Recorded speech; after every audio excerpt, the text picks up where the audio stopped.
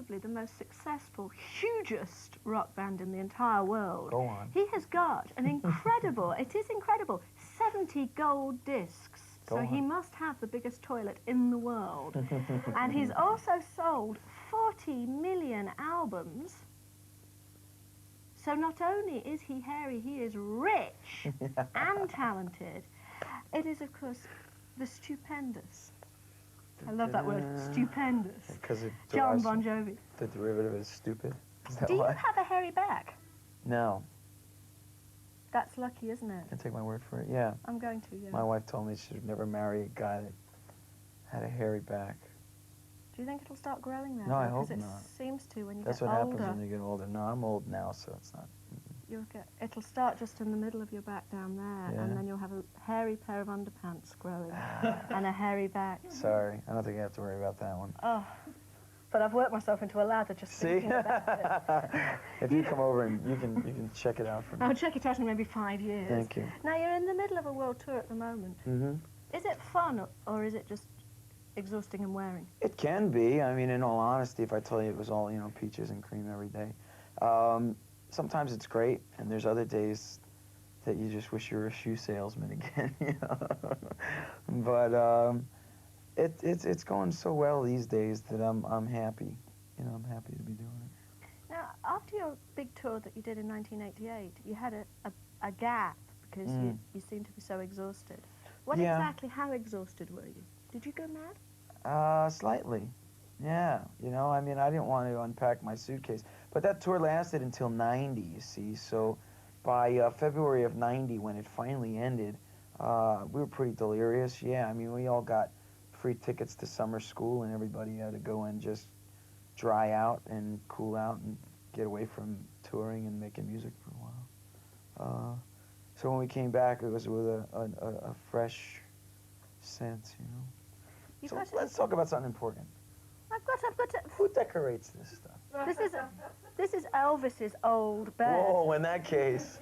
In fact, his missing prostate gland is under the pillow. Little Elvis has left some memories here, I bet. When the aliens took it, they actually deposited it. You've had a lot of people in this bed, Paula. I'm a little concerned, I have. Those lemons have traveled.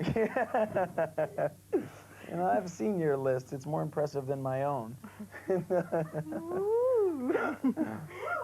Now, tell me about your new single. Oh, yeah, okay. Work again. Records. I don't know. It's called I Believe. It's on the new album. It sounds very passionate. Yeah, it's real romantic. Yeah, it's the new track. I don't know. It's a lot of fun. The whole record has taken a change, and people thought that I'd lost my mind by doing a record the way we did it, but I still think it was worth the gamble. I can see that you're keen to talk about your new record. Yeah, I could tell that you got very perked up there for a minute. Yeah. What was it like when Richie was going out with Cher? That was pretty good dirt. I bet it was. I was tempted to call all the dirt papers and say, I got the good stories for you. I can make a couple bucks on the side. But he wouldn't go for it. I don't know why. But yeah, Cher was around. She used to... Did she come on the tour bus? Yeah, you know what? She was actually really cool. You'd think Cher would come in, maybe like have this air about her, and she'd be down at the bar with the road crew or sitting in a van with the rest of the band, and she definitely never had an air of, I'm Cher and you're not. Did she not find it uncomfortable sitting down with all those things that she always has wedged up her bottom? Well, I mean, they're talking about a lady here who doesn't have a last name, so she's pretty simple to get on with, No, I don't think I ever noticed her bottom. I never got to see the tattoo. It said, "Welcome to Jamaica. Have a nice day." No.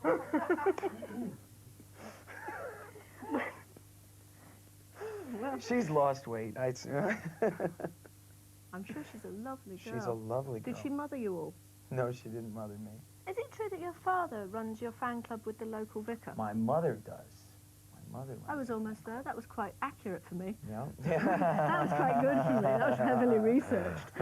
My mother runs the fan club. Yes, it's true.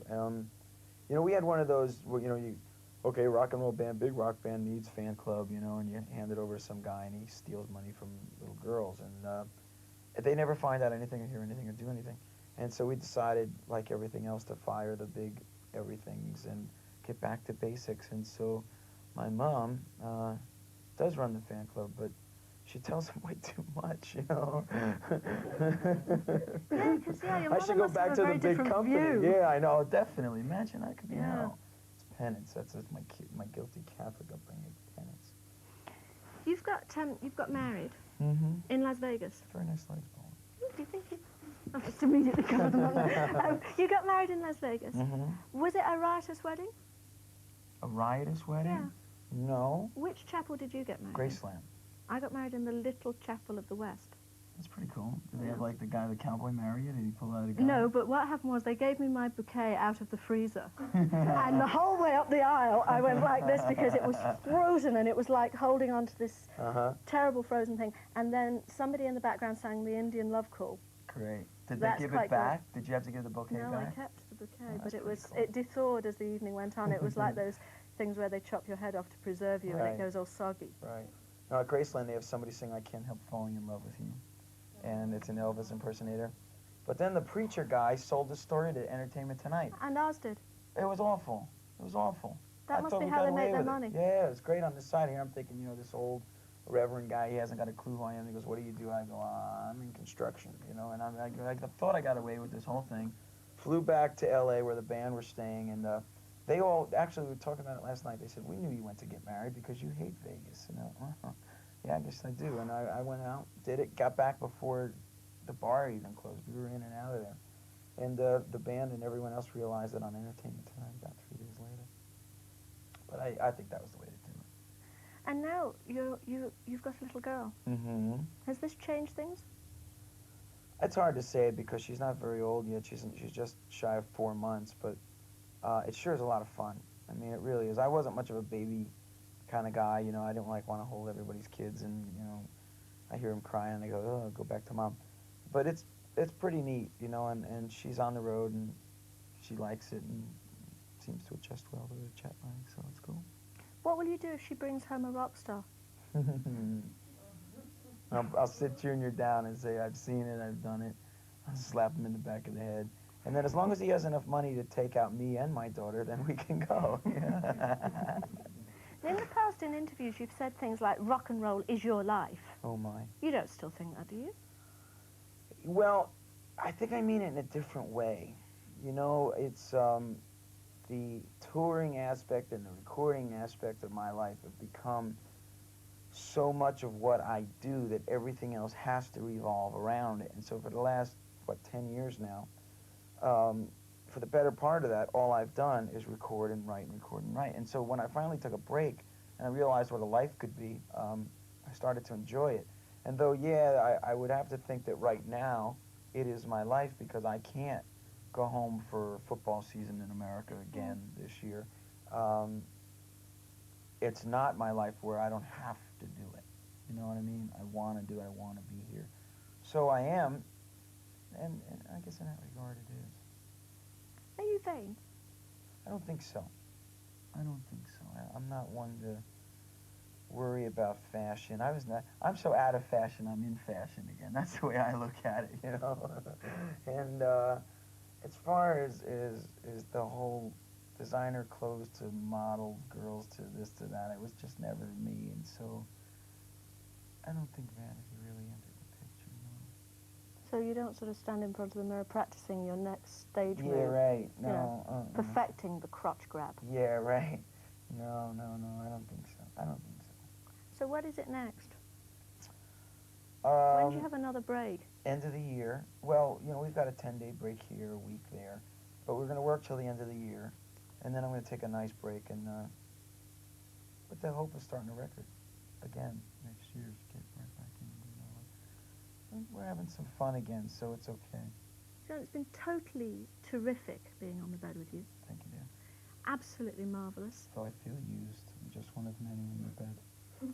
No, but you won't feel mused in a minute because I'm going to be checking your hairy bottom.